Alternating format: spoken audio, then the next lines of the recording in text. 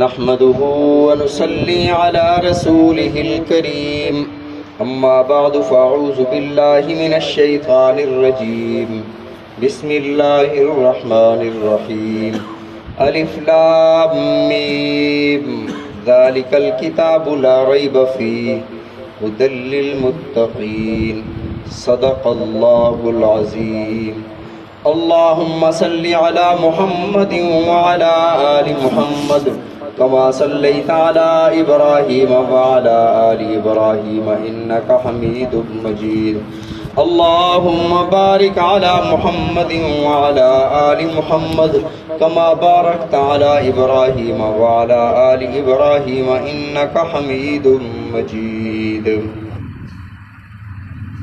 عزیزان مکرم، سابقہ دروس میں سورت اور آیت کی تعریف پڑھی تھی کہ سورت کسے کہتے ہیں اور آیت کسے کہتے ہیں. آج کے درس میں انشاءاللہ العزیز سورت کی کتنی اقسام ہیں یہ پڑھیں گے اور الف لام میم کے بارے میں کچھ عرض کریں گے. بنیادی طور پر سورتوں کی دو قسمیں ہیں، مکی صورتیں، مدنی صورتیں. جمہور مفسرین فرماتے ہیں، ویسے تو اور آراء بھی ہیں مفسرین کی، لیکن جمہور مفسرین یہ فرماتے ہیں کہ ہجرت سے پہلے جو صورتیں نازل ہوئیں وہ مکیہ کہلاتی ہیں، اور جو ہجرت کے بعد نازل ہوئیں وہ مدنیہ کہلاتی ہیں. جو ہجرت سے پہلے نازل ہوئی وہ خواہ سفر میں، حضر میں، گھر میں، جیرانہ میں، طائف میں، کہیں بھی مکہ مکرمہ سے باہر اندر ہجرت سے پہلے جو بھی صورت نازل ہوئی وہ مکی کہلاتی ہے.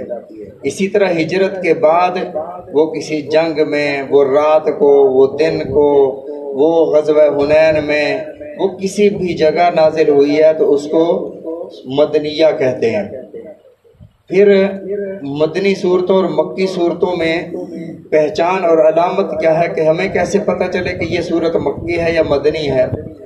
تو کچھ اصول ارشاد فرمائے مفسرین کرام رحمہم اللہ نے کہ جن صورتوں میں احکامات ہیں، نماز پڑھو، زکوٰۃ دو، حج کرو، جتنے احکامات ہیں یہ مدنی صورتیں ہیں. اور جن میں احکامات نہیں ہیں، صرف اللہ کی توحید کا، آخرت کا، باس بعد الموت کا ذکر ہے، یہ مکی صورتیں ہیں.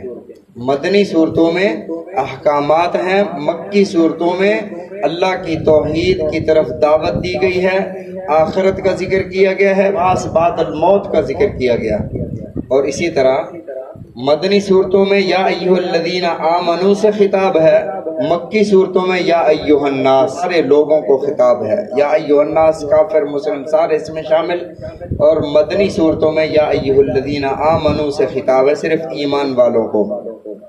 بہرحال سورۃ البقرہ مدنی صورت ہے. مدنی صورتیں تقریباً 28 ہیں اور مکی صورتیں 86 ہیں. نبی علیہ الصلوۃ والسلام کی مبارک زندگی 13 سال اب مکہ مکرمہ میں رہے، 10 سال مدینہ طیبہ میں آپ نے زندگی کے گزارے.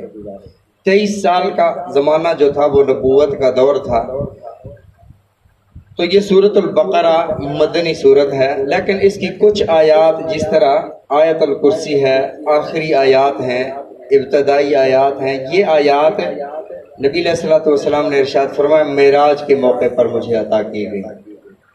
معلوم ہوا نہ یہ مکی ہے نہ مدنی ہے، کیونکہ یہ نہ مکہ میں نازل ہوئی نہ مدینہ میں نازل ہوئی. یہ تو آسمانوں سے جب آپ تشریف لائے اس وقت اللہ نے عنایت فرمائی تھی.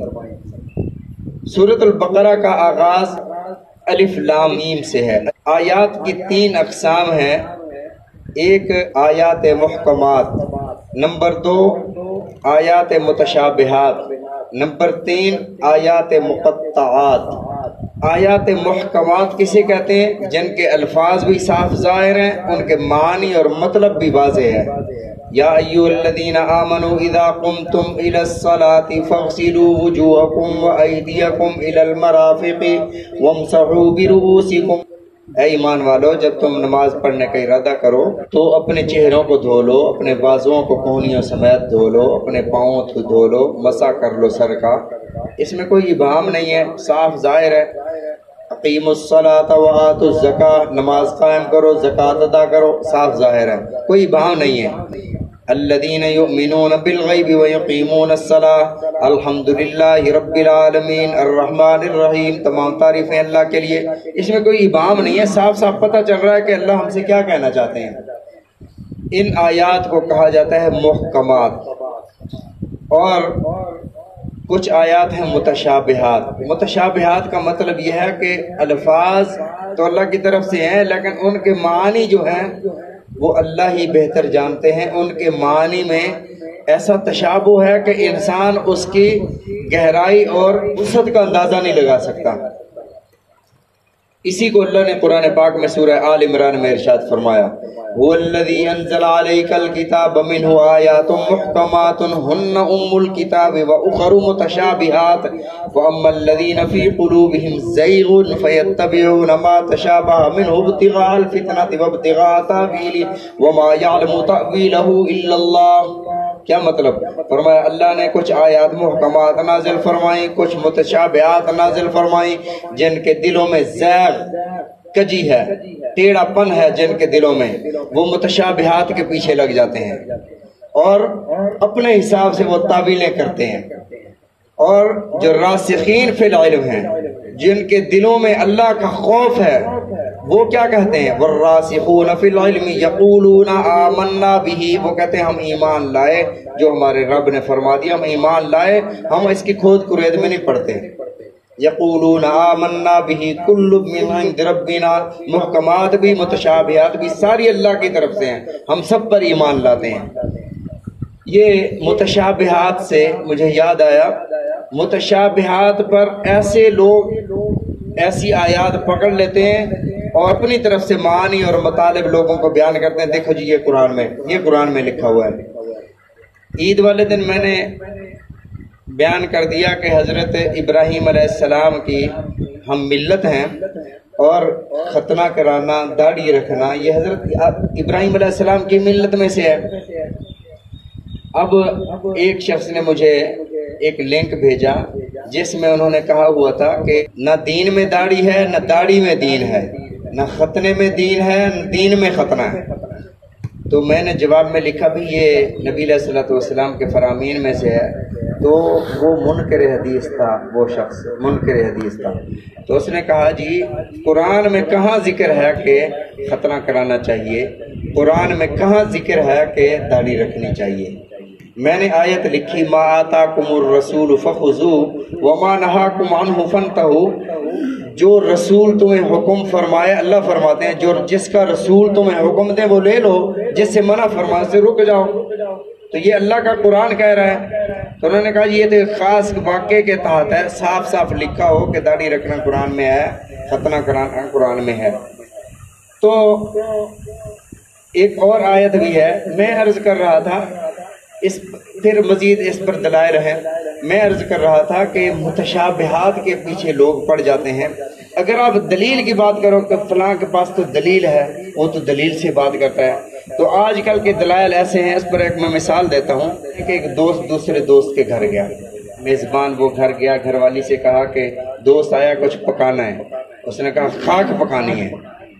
اب یہ دوست نے سن لیا، اس نے واپس آیا، اس نے کہا میں جاتا ہوں، اب وہ کہہ رہی تھی خاک پکانی ہے۔ اس نے کہا اللہ کے بندے تم سمجھے نہیں ہو، اس نے خاک کہا ہے نا، تم نے سنا ہے خاک، خاک کو اگر الٹا پڑھو تو بنتا ہے کاخ، کاخ فارسی میں محل کو کہتے ہیں، محل کو اگر الٹا پڑھو تو لحم بنتا ہے، لحم عربی میں گوشت کو کہتے ہیں۔ تو اس نے کہا ہے کہ گوشت پکانا ہے۔ تو ہمارے دلائل اس طرح ہے کہ اس کو الٹا کر لو تو یوں بن جائے گا، اس کو الٹا کر لو فَيَتَّبِعُونَ مَا تَشَابَهَ مِنْهُ ابْتِغَاءَ الْفِتْنَةِ وَابْتِغَاءَ تَأْوِيلِهِ، جن کے دلوں میں فتنہ ہوتا ہے نا وہ اپنے طور پر تعویلات کر لیتے ہیں۔ یہ ہیں متشابہات، اور ہمیں حکم یہ ہے کہ متشابہات پر ایمان لانا ہے۔ متشابہات کی مثالیں انشاءاللہ العزیز کل میں دوں گا کہ متشابہات کی قرآن پاک سے مثالیں ہیں۔ اور آیات مقطعات کسی کہتے ہیں، اور ہمیں ان کے بارے میں کیا حکم ہے۔ تقریباً 29 صورتیں ہیں جن کے شروع میں آیات مقطعات، حروف مقطعات آئے ہیں۔ انشاءاللہ اس کا ذکر کل کریں گے۔ اللہ تعالی ہم سب کو سمجھنے کی توفیق عطا فرمائے۔